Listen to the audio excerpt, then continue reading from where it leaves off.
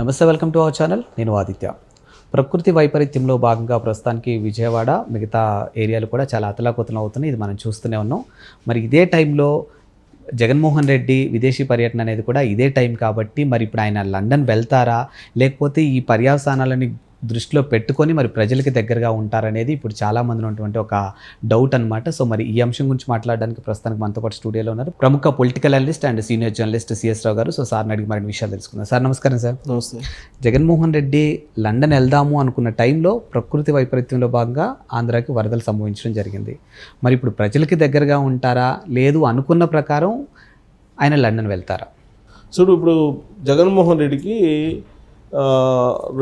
ఒకటి వెళితే ఇక్కడ విమర్శలు ఎదుర్కోవాల్సి వస్తుంది, వెళ్ళకపోతే అక్కడ కుమార్తె బర్త్డే ఫంక్షన్ రెడీ అయింది, ప్లస్ ఆయన టూర్ షెడ్యూల్ కన్ఫర్మ్ అయిపోయింది ముందే. ఆ మేరకు సిబిఐ కోర్టు నుంచి పర్మిషన్ తీసుకొచ్చుకున్నాడు. దాదాపు 3వ తారీఖు నుంచి 23వ తారీఖు దాకా ఒక 20 రోజుల పాటు ఆయన పర్మిషన్ తీసుకున్నాడు. లండన్, స్విట్జర్లాండ్, ఇంకేదో ఫ్రాన్స్, వీటన్నిటిలో విజిట్ చేయడానికి ఆయన ప్రత్యేక విమానాన్ని కూడా బుక్ చేసుకున్నారని చెప్తుంది. ప్రత్యేక విమానం బుక్ చేసుకున్నారనేటువంటి సమాచారం ఆశ్చర్యం కలిగిస్తుంది వాస్తవంగా. ఎందుకంటే ప్రభుత్వ సొమ్ముతోటి అప్పుడైతే వెళ్ళారు, కానీ ఇప్పుడు ప్రైవేట్గా ఆయన సొమ్ముతోటి వెళ్తున్నాడంటే అది ఆశ్చర్యకరమైనటువంటి అంశమే. ఎందుకంటే లండన్ ప్రత్యేక విమానం అంటే చాలా ఖర్చు అవుతుంది కదా. బట్ ప్రత్యేక విమానాన్ని బుక్ చేసుకున్నారు, ప్రత్యేక విమానం రెడీ అయింది, హైదరాబాద్ నుంచి ఆయన లండన్ వెళ్తున్నారు డైరెక్ట్గా అనేది షెడ్యూల్లో ఉన్నటువంటి ప్లాన్. కానీ ఇప్పుడు అనవసరంగా ఇప్పుడు వరద వచ్చింది, ఆ వరదలో బాధితులు ఉన్నారు. ఇప్పుడు ఆల్రెడీ 2 సార్లు వెళ్ళొచ్చాడు. అసలు వరదలు వచ్చిన తర్వాత 2 రోజుల పాటు అసలు అటువైపు చూడాల. 3వ రోజు వచ్చాడు. 3వ రోజు అంటే 50 hours తర్వాత వచ్చాడని చెప్తున్నారు. 3వ రోజు వచ్చాడు. 3వ రోజు కూడా ఎందుకు వచ్చాడంటే సెప్టెంబర్ 2వ తారీఖున రాజశేఖర రెడ్డి వర్ధంతి ఉంది. ఇడుపులపై వెళ్ళి నివాళులు అర్పించాలి. ఆ నివాళులు అర్పించేటువంటి దానికి వెళ్ళారు ఆయన.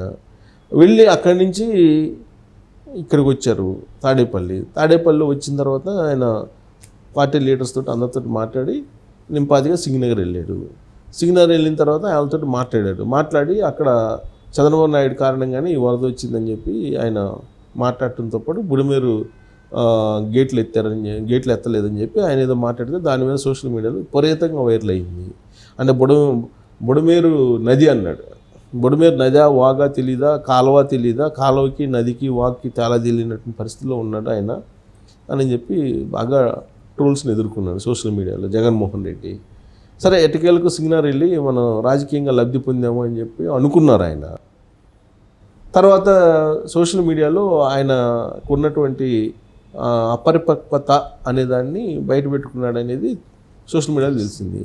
సరే, అక్కడ ఏదో సింగనగర్లో వెళ్ళొచ్చి ఆ రోజు వరకు ముగిచ్చేశారు. తర్వాత ఇంకో కాలనీకి రాజరాజేశ్వరి కాలనీ దీనికి వెళ్ళారు 2వ రోజు. మళ్ళీ ఇప్పుడు ఏం కనిపించట్లేదు. 3వ రోజు వాళ్ళు ఎక్కడా కనపడలేదు. వెళ్ళొచ్చిన తర్వాత 2వ రోజు నేను ₹1 కోటి ప్రకటిస్తున్నాను విరాళంగా అని చెప్పి అన్నారు.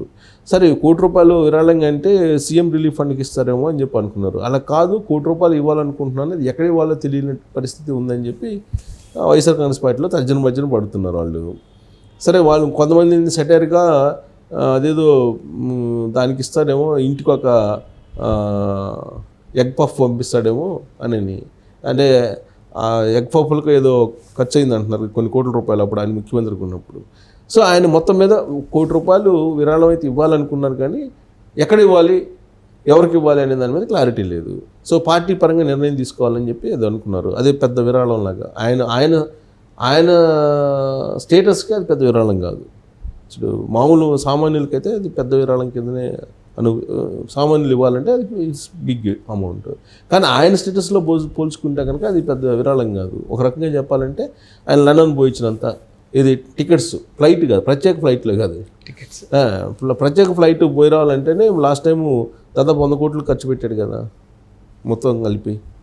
గవర్నమెంట్ సొమ్ము కాబట్టి ఖర్చు పెట్టేశారు సెక్యూరిటీకి కానీ, ప్రత్యేక ఫ్లైట్కి కానీ, వీటన్నిటికి కూడా. సరే, మొత్తానికి ఎంతకంత ₹1 కోటి ఇచ్చారు ఆయన.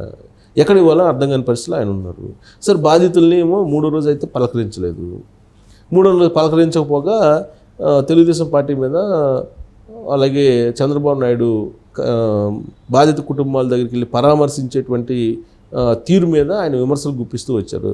అసలు చంద్రబాబు నాయుడు లాంటి వ్యక్తి సీఎంకి అనర్హుడు అనేటువంటి ఒక పెద్ద పదాన్ని ఉపయోగించాడు జగన్మోహన్ రెడ్డి. చంద్రబాబు నాయుడు సీఎంకి అనర్హుడు అని చెప్పి ఆయన ప్రకటించారని అంటే అసలు జగన్మోహన్ రెడ్డి గురించి ప్రజలు ఏమనుకుంటారనేది ఆయన ఆలోచించట్లా.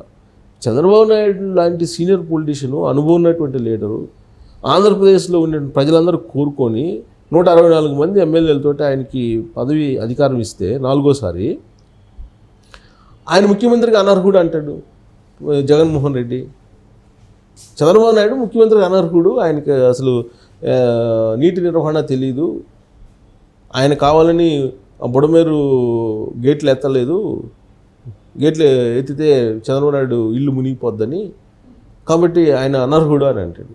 అసలు బుడమేరు కెపాసిటీ, మ్యాక్సిమం కెపాసిటీ 37,000 క్యూసెక్లు వచ్చిందంటున్నారు.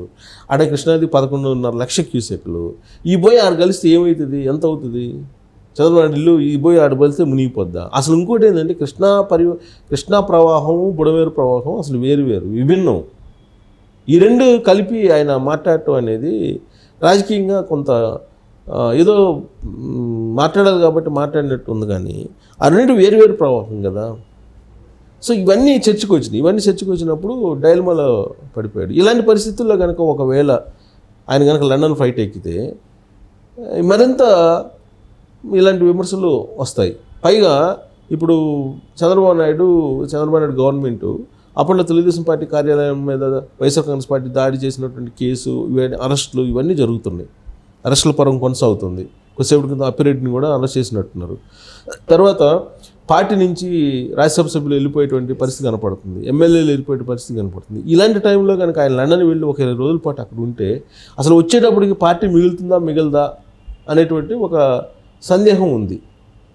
ఇలాంటి పరిస్థితుల్లో ఆయన లండన్ ఫ్లైట్ ఎక్కుతాడా? ప్రత్యేకమైనటువంటి ఫ్లైట్ని అన్నింటిని అయితే అరేంజ్ చేసుకున్నాడు. 20 రోజుల పాటుకి మొత్తం అరేంజ్ చేసుకుని రెడీ అయిపోయారు వెళ్ళడానికి. ప్లస్ 7వ తారీఖు వాళ్ళ డాక్టర్ బర్త్డే ఉంది, పెద్ద డాక్టర్ బర్త్డే ఉంది. ఆ బర్త్డే ఫంక్షన్ భారీగా లండన్లో చేస్తున్నారు. అందుకు వెళ్ళాలని చెప్పి భార్యాభర్తలు ఇద్దరు రెడీ అయ్యారు, భారతిరెడ్డి జగన్మోహన్ రెడ్డి. సో ఇప్పుడు ఆలోచనగా ఇప్పుడు కనుక లండన్ టూర్ని కనుక ఆపేస్తే మరి భారతిరెడ్డి గారు ఒప్పుకుంటారా? భారతిరెడ్డి గారు అనుమతిస్తారా రద్దు చేసుకోవడానికి? కన్విన్స్ చేయాలి కదా, ఆవిడని కూడా కన్విన్స్ చేయాలి కదా. ఎందుకంటే ముందుగా ప్లాన్ చేసుకున్నటువంటి టూరు ఒకవేళ కనుక ఆ టూరు సడన్గా ఆపేస్తే అప్పుడు ఆవిడ నుంచి వచ్చేటువంటి రియాక్షన్ ఎలా ఉంటుందో తెలియదు జగన్మోహన్ రెడ్డికి. కానీ అలా అని చెప్పేసి ఆవిడ మాటని చెప్పి ఈయన లండన్ ఫ్లైట్ ఎక్కితే ఇక్కడ పార్టీ ఉంటుందో ఉండదో అని తెలియనటువంటి పరిస్థితి. సో ఇలా అడకత్తెరలో పోక చెక్కలాగా జగన్మోహన్ రెడ్డి పరిస్థితి ఇప్పుడు ఉంది. ఈ వరదలు వచ్చి ఆయన్నే ఇబ్బంది పెట్టిన పరిస్థితి.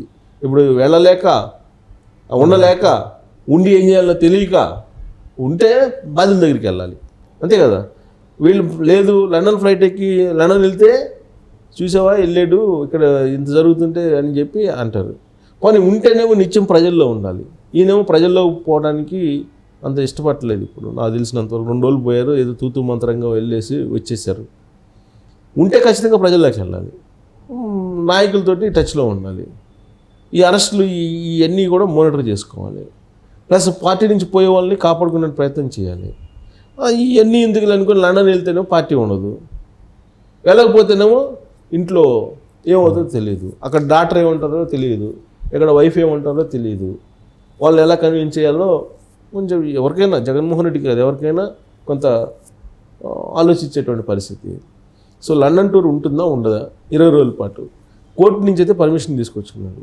కోర్టు ఏం చెప్పిందంటే ప్రతి మినిట్ ఇన్ఫర్మేషన్ కావాలని చెప్పి అడిగారు కోర్టు. కొన్ని కండిషన్స్ పెట్టి వెళ్ళడానికి అనుమతి ఇచ్చారు. లండన్లో ఎక్కడెక్కడికి వెళ్తున్నారు, ప్యారిస్లో ఎక్కడెక్కడికి వెళ్తున్నారు, లేదా స్విట్జర్లాండ్కి ఎక్కడెక్కడికి వెళ్తున్నారు, మొత్తం పిన్ టు పిన్ ఇవ్వాలని చెప్పి కండిషన్స్ పెట్టి ఆయనకి పర్మిషన్ ఇవ్వడం జరిగింది. సో కాబట్టి ఇలాంటి పరిస్థితుల్లో జగన్మోహన్ రెడ్డి ఫ్లైట్ ఎక్కుతారా లేదా తాడేపల్లిలో ఉంటారా? బాధ్యతలు కావాలా లేదంటే ఫ్యామిలీ కావాలా తెలుసుకునే పరిస్థితికి వచ్చింది జగన్మోహన్ రెడ్డి. Thank you.